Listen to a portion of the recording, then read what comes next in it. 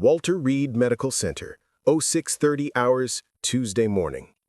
Captain Nora Reyes moved between beds with practiced silence, checking vitals on sleeping soldiers. Nobody noticed her. They never did.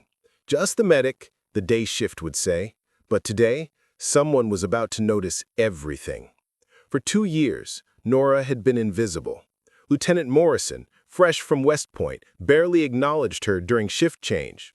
Night crew, he'd mutter, dismissive, as if darkness made their work less real, as if saving lives at 3 a.m. counted less than paperwork at noon. That morning, Morrison made his usual rounds, coffee in hand, confidence in every step. He stopped at Nora's station, loud enough for the entire ward to hear. "Captain Reyes," he said, voice dripping with condescension, "did you actually pass advanced trauma training, or did they just need to fill a quota?" His buddies snickered. 2 male doctors, 1 physician's assistant. Nora's hand didn't shake as she logged patient notes. She'd heard worse, much worse, in places Morrison couldn't imagine. "Certified, sir," she replied, voice even, professional. Morrison wasn't done. "Certified," he mimicked, rolling his eyes.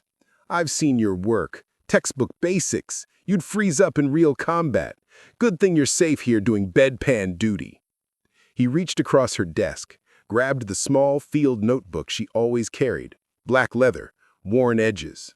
Her fingers tightened on the pen, but she didn't reach for it. "What's this?" Morrison flipped through pages. "Your diary? Dear diary, today I changed another bandage." His fingers touched the worn leather. Nora's vision blurred. She wasn't at Walter Reed anymore. She was back in the Syrian desert. 2019. The heat was suffocating. Sand in her mouth. The smell of gunpowder thick in her lungs.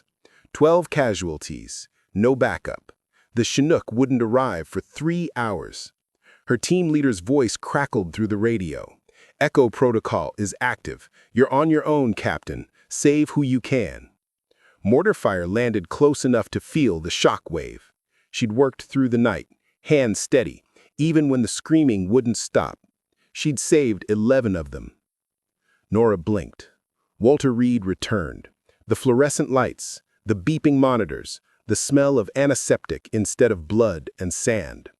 Morrison was still holding her notebook, still flipping through pages, but his smirk was fading. Because these weren't diary entries. These were coordinates, mission logs, encrypted tactical notes, call signs. "What is this?" he asked, quieter now. Before she could answer, the ward doors opened, not gently, with purpose. The sound started low, not civilian traffic, the deep, synchronized sound of military convoy vehicles moving with precision. Through the windows, 3 black Chevrolet Tahoes appeared, government plates gleaming. They weren't moving at parade pace. They were moving like a rapid response team. The vehicles stopped at the entrance. Doors opened. 6 soldiers in dress blue stepped out. Sergeants, majors, colonels. Their chest ribbons clinked softly. Then the rear door opened.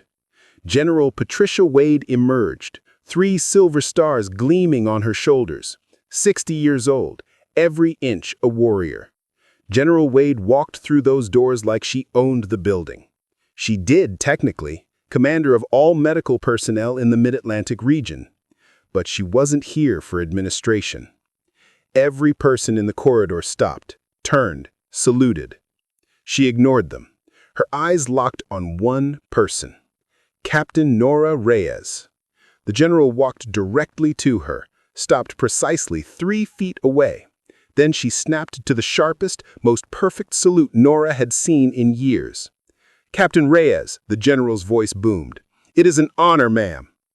Morrison's coffee mug slipped, shattered on the floor. Nobody moved to clean it. General Wade turned to address the room. Every eye was on her. "For those who don't know," she said, voice cutting through the silence like a blade. "This is Captain Nora Elena Reyes. Call sign, Echo 7. Syria, 2019. Operation Dark Star." Morrison's face went white. When her unit was ambushed 40 kilometers behind enemy lines, Captain Reyes held a position for 6 hours, alone, while evacuating 12 wounded operators. She refused extraction until the last man was safe. The general's eyes swept the room, landed on Morrison. She performed 17 field surgeries under direct fire. 3 of those soldiers were given last rites before she touched them. All 3 walked out alive. Pause. Captain Reyes has more combat trauma hours than every physician in this building combined. The general looked at Morrison with ice in her eyes. You questioned her credentials, Lieutenant? Morrison stood frozen, the notebook still in his hands. Now he understood what he was holding. That notebook, General Wade continued, contains classified operation logs from 17 missions across 4 countries. Captain Reyes operates under deep cover protocols. This is her first stateside posting in 3 years. The general took the notebook from Morrison's shaking hands, handed it back to Nora with respect. She's not just a medic, Lieutenant. She's one of 6 personnel in the United States military cleared for ECHO protocol. When Special Operations needs medical support for black site missions, they call her. Nora stood there, calm, the way she'd been trained. The general pinned something to her uniform, a medal. She hadn't known it was coming. For actions in Syria, 2019, Silver Star, overdue by 4 years due to classification restrictions. The room erupted in applause. Medical staff, patients who could stand, even Morrison's buddies, though they looked sick. Morrison himself stood paralyzed, the man who'd mocked her an hour ago. 3 months later, Lieutenant Morrison was reassigned, logistics training, far from Walter Reed. One evening, he saw Nora at the base coffee shop. He approached. The arrogance was gone. Captain Reyes, he said, quietly. I wanted to apologize. What I said, there's no excuse. Nora looked up from her tablet. She saw a young officer who'd learned a hard lesson. The uniform doesn't make you a soldier, Lieutenant. The work does. And respect isn't about the rank on your chest. It's about seeing the person wearing it. She returned to her work. He walked away. Changed.